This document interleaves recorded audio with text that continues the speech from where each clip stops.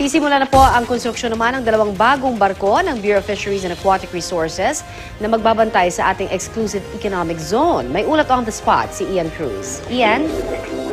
Yes, Connie, dito nga sa Navotas City gagawin ang dalawang bagong steel-hulled na barko ng Bureau of Fisheries and Aquatic Resources o BFAR. Kani-kanina lamang isinagawa nga ang keel laying ceremony. Yung keel ay yung tila backbone ng nasabing barko.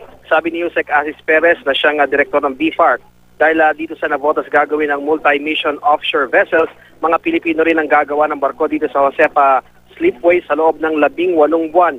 May sukat na 50.5 meters ang barko na idinisenyo ng Incat Proter na reputable ship designer ng Estados Unidos. Nasa 178 million pesos ang halaga ng bawat barko para sa pagprotekta ng exclusive economic zone. Ang pangunahing misyon ng mga barko kasama na ang illegal at unregulated fishings, pati na ang illegal na pagpasok ng mga mangingisda mula sa mga kalapit na bansa. Kasama rin sa missions ang pagtugon sa emergency response, relief and rehabilitation. Hindi rin daw malayo na maipadala rin ang mga barko sa mga misyon sa West Philippine Sea kung saan maraming mga mangingisda.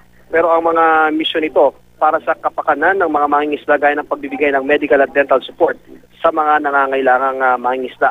Sabi ni National Coast Watch Center Chief Jose Luis Alano, malaking boost para sa BFAR ang dalawang bagong barko.